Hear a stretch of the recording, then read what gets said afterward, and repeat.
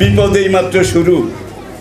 ভয়াবহ বিপদ কিন্তু সামনে আমাদের জন্য এগিয়ে আসছে।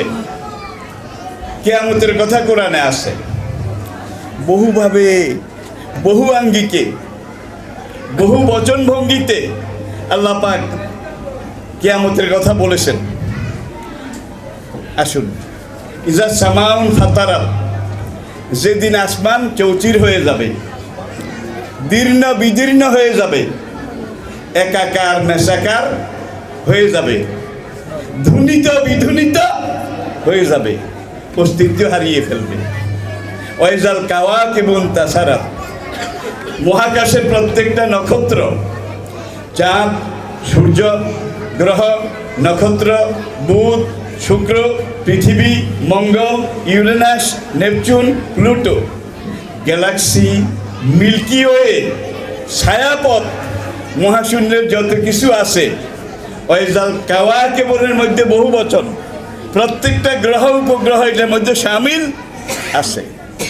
কয়েকদিন আগে, এই 2 সপ্তাহ আগে আমেরিকা যুক্তরাষ্ট্রের স্কাই নিউজ একটা পত্রিকা বাইর হয় নাসার পক্ষ থেকে। নাসা স্কাই নিউজ একটা খবর দিয়েছে, মহাশূন্যের বহুদূর থেকে একটা গ্রহকণা আলোর গতিতে পৃথিবীর দিকে ছুটে আসছে এবং এটা 100 কোটি মিলিয়ন বিলিয়ন বিলিয়ন আলোকবর্ষ দূর থেকে আসতেছে।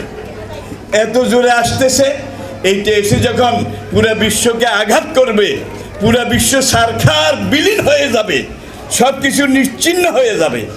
তাহলে বোঝা গেছে কোরআন যে কিয়ামতের কথা বলেছে, এই কিয়ামত হওয়ার জন্যে এই গ্রহকণা একটাই বোধ হয় এনাফ। বেশি কিছুর দরকার আছে নাকি আল্লাহ নিজে ফেরেশতা পাঠিয়ে অ্যাকশনে আসা লাগবে, অ্যাকশন নেওয়া লাগবে? কুন ফায়াকুনের সেই মহান মালিক রব্বুল আলামিন, যিনি আলা কুল্লি শাইইন কাদির, যিনি ফাআলুল লিমা ইউরিদ, যিনি আন্নাল কুওয়াতা লিল্লাহি জামিয়া, সকল শক্তির উৎস।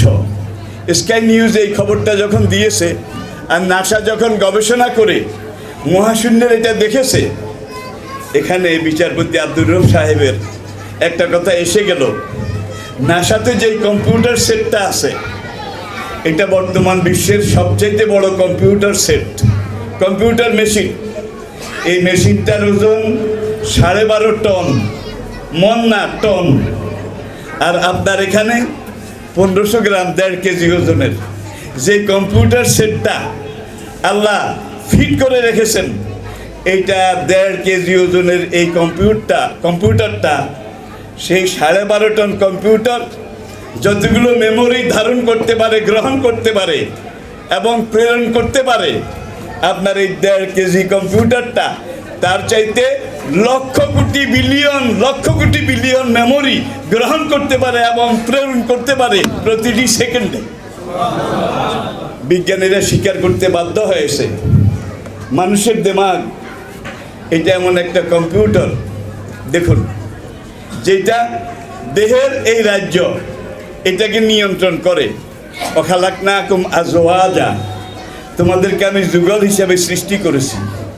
সুবহানাল্লাযী খালাকাল আজওয়াজা কুল্লাহা, এই আয়াতের তাফসীরে মুফাসসিরিনে কেরাম লিখেছেন, স্বামী স্ত্রী নর নারী যখন মিলিত হওয়ার পরে একবারের মিলনে যেই বীর্যটা বের হয়, পুরুষের বীর্যে একবারের মিলনে যেই বীর্য, এটার মধ্যে 84 লক্ষ, আই রিপিট 84 লক্ষ শুক্রকীট থাকে একবারের।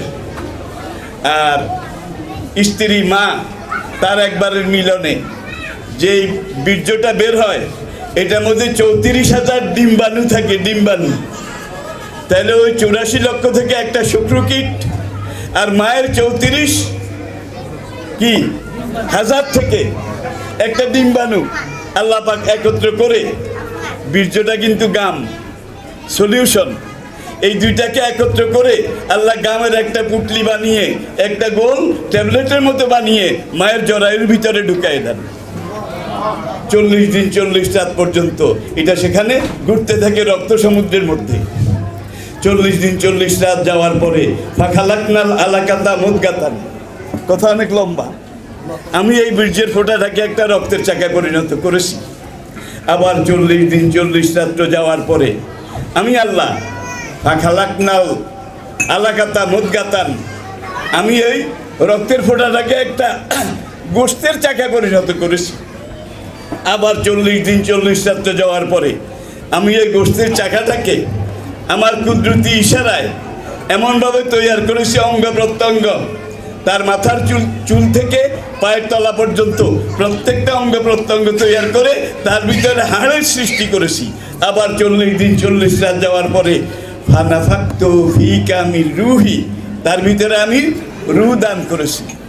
এখন দেখুন যে ছেলে এবং মেয়ে অথবা দুইটা যমজ সন্তান, আজকে ডিএনএ হলো এই বৈজ্ঞানিক পরীক্ষার সবচেয়ে বড় শ্রেষ্ঠ এবং মাধ্যম। সেই ডিএনএ পরীক্ষায় দেখা গেছে আদম থেকে আজ পর্যন্ত দুইটা মানুষের চেহারা একরকম হয়নি, গলার আওয়াজ একরকম হয়নি, হয়েছে শরীরের ভিতরের গঠনও একরকম হয়নি। এখন একই বীর্যে একই শুক্রাণু এবং ডিম্বাণু, একই শুক্রাণু এবং ডিম্বাণু, এটা ভিতরে গিয়ে যদি একক সন্তান হয় তাহলে এটা আর ভাগ হয় না, ডিস্ট্রিবিউট হয় না। কিন্তু যদি যমজ ছেলে হয় এখানে কিন্তু দুইটা শুক্রাণু দুইটা ডিম্বাণু না, একটাই দুই ভাগ হয়।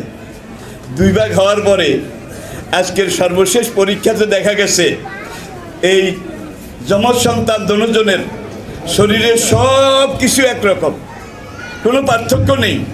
দুটা জায়গায় এসে চোখের রেটিনা, এই রেটিনার সাথে যে সূক্ষ্ম সূক্ষ্ম রগগুলো, এগুলো কিন্তু দুইটা বাচ্চার দুই রকম, একরকম হয়নি। আর বুড়া আঙ্গুলের ছাপ, এইটা দুইটা বাচ্চার দুই রকম, আর সব কিছু একরকম। যার জন্য আজকে আধুনিক বিজ্ঞান বাধ্য হয়েছে যে দুনিয়ার মানুষ তাদেরকে চিহ্নিত করার জন্যে একটা নির্ভরযোগ্য মাধ্যম হলো আঙ্গুলের ছাপ। জেদ্দাতে নকল পাসপোর্টের দোকান আছে, কল্লাকাটা পাসপোর্ট যাকে বলে, দুনিয়ার সব দেশে এইভাবে আছে। যখন এইটাকে আর প্রতিরোধ করা যাচ্ছে না তখন তারা সিদ্ধান্ত নিল ফিঙ্গারপ্রিন্ট। এই যে কয়েক মাস আগে আমি গিয়েছিলাম মালয়েশিয়া, সেখান থেকে সিঙ্গাপুর, সেখান থেকে দক্ষিণ কোরিয়া, সেখান থেকে জাপান, দিনের দাওয়া কাজে ভাই প্রত্যেকটা বিমানবন্দরে হাতের টিপ দিতে দিতে আমি ক্লান্ত হয়ে গেছি যে ভাই পাসপোর্ট আছে, এই আছে, এই আছে, তারপরে এত কিছু কেন? কয় না, এইটা ছাড়া বের করা যাবে না। কথাটা এই জন্যে বলছি, আপনার এই দেহটা শুধু দেহ নয়, আল্লাহর কুদরতের একটা জ্বলন্ত শাশ্বত নিদর্শন, ঠিক কিনা বলেন? আমার দেহ তরি সন্ধান করি, বানাইয়াছেন কোন মেস্তরি, গান গাইলে চলবে না, চিন্তা করতে হবে কোন মিস্ত্রি বানিয়েছে, এটা এখনো টের পাও নাই। সুতরাং ওই যে সেই কথা দিয়ে আমি কথাটা আসলে শেষ করে দিচ্ছি। এখন নাসার বড় বড় বিজ্ঞানী যারা, শুধু আমেরিকা নয়, রাশিয়া, ফ্রান্স, ব্রিটেন, পাশ্চাত্য প্রত্যেকটা দেশ, সব বিজ্ঞানী একমত হয়ে তারা যোগাযোগ করেছে এবং মিটিং করেছে। ওই গ্রহকণাটা যেইভাবে আসতেছে সেটা দুনিয়াতে আঘাত করার আর বেশি দেরি নাই, সেটা আঘাত করলে সব কিছু শেষ হয়ে যাবে। সুতরাং দুনিয়ার মানুষকে যদি বাঁচতে হয় তাহলে এখন এই পৃথিবী ছেড়ে অন্য কোনোখানে চলে যেতে হবে, কমপক্ষে এই পৃথিবী ছেড়ে অন্য কোনো গ্রহে যেতে হবে। আমি যখন এইটা পড়লাম, বাংলা পত্রিকাও এসেছে, 1 নভেম্বর দৈনিক যুগান্তরে কিন্তু এটা এসেছে প্রতিবেদন হিসাবে, এই পৃথিবী ধ্বংস হবে, স্কাই নিউজের খবর। আর যুগান্তর কিন্তু কোনো ইসলামী দলের পত্রিকা নয়, কোনো মৌলবাদীর পত্রিকাও নয়, ঠিক কিনা বলেন? এইটা ম্যান সেরুমিয়াদের পত্রিকা, ম্যান সেরুমিয়া, যারা ইসলামের কাছে ধারেও নেই, সেই পত্রিকা স্বীকার করতে বাধ্য হয়েছে যে দুনিয়ার মানুষকে হয় দুনিয়া ছেড়ে অন্য গ্রহে যেতে হবে। আমি বললাম, যাবেটা কোথায়? যাওয়ার মতো তো জায়গা নাই। ইজা সামাউন ফাতারাত ওয়াইজাল কাওয়াকিবুন তাসারাত ইজা শামসু কুব্বিরাত ওয়াইজান নুজুমুন। তাহলে যেই গ্রহে যাবে এটা বোধহয় তোমার জন্য থেকে যাবে নাকি? না সব ধ্বংস হবে? না সব ধ্বংস হবে। এরপরে যুগান্তর লেখে যে ১৫০০ বছর আগে কোরআন যেই কথাটা বলেছে যে আল কারিয়া তো মাল কারিয়া ওমা আদরাকা মাল কারিয়া। আল্লাহু আকবার। ইন্না জালজালাতা সাআতি লাশাইউন আযীম, যে কিয়ামতের কম্পন আঘাত এটা এমন এক জিনিস হবে যেই দিন মানুষ পাগলের মতো দৌড়াদৌড়ি করবে। ইজা বারাকাল বাসারু ও খাসাফাল কামারু ও জুমিআশ শামসু ওয়াল কামারু ও ইয়াকুলুল ইনসানু ইয়াওমাইযিন আইনাল মাফারু। আল্লাহু আকবার। মানুষ পাগলের মতো ছুটাছুটি দৌড়াদৌড়ি করবে আর বলবে আমি এখন কোথায় গিয়ে পলাবো, আমার কোথায় গিয়ে পলানোর জায়গা আছে। তাহলে দুনিয়া ধ্বংস হবে, কিয়ামত হবে। এটা আজকে বিজ্ঞানীরা স্বীকার করেছে। কোরআন বলছে এই জন্য নয়, ওইটা আসতেছে। কোনটা? গ্রহকণা, যেটার কথা আমি একটু আগে বলেছি। আল্লাহ ছাড়া নেই যে মাবুদ সৃষ্টিকুলের মাঝে, চিরজীবী তিনি সবার ধারক যেন তাজে।